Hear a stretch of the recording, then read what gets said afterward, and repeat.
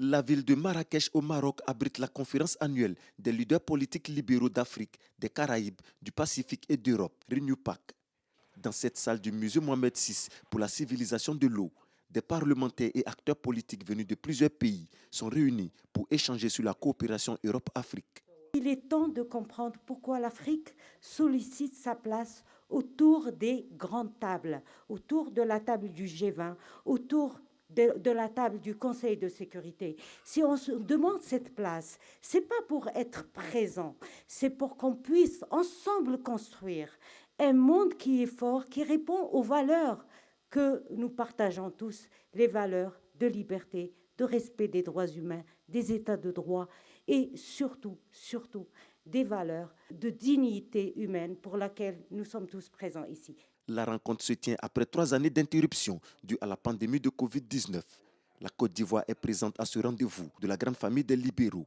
La délégation est conduite par Adama Bictogo, le président de l'Assemblée nationale, partage sa vision d'un nouveau partenariat Afrique-Europe.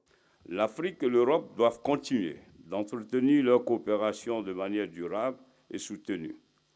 La proximité géographique et les liens historiques qui les unissent les y obligent. Dans cette perspective, les principes de respect mutuel, de responsabilité commune et de vision partagée de la gouvernance efficiente des biens publics doivent guider constamment cette coopération. Sur cette base, l'Afrique et l'Europe doivent donner une nouvelle dimension et qualité à leur coopération, notamment en favorisant le principe d'un partenariat gagnant-gagnant, en remplacement de la situation de donateur et bénéficiaire qui aura prévalu pendant des décennies. Changement climatique, immigration, industrialisation, entrepreneuriat jeune, autant de défis à relever pour le continent. Adama Bictogo appelle à plus de dynamisme dans les relations Europe-Afrique.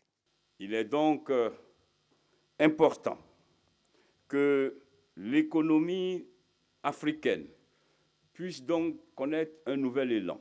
Devant donc ce nouvel ordre économique, géopolitique qui se définit, devant donc ce nouvel ordre économique mondial, l'Afrique a donc besoin aujourd'hui de s'engager dans la voie de l'industrialisation et que l'Europe devienne un marché accessible à l'Afrique et que la communauté financière internationale puisse maintenant, au lieu d'imposer ces normes standards, nées donc des exigences des institutions financières internationales, que cette communauté financière internationale puisse donc épouser les réalités de notre Afrique.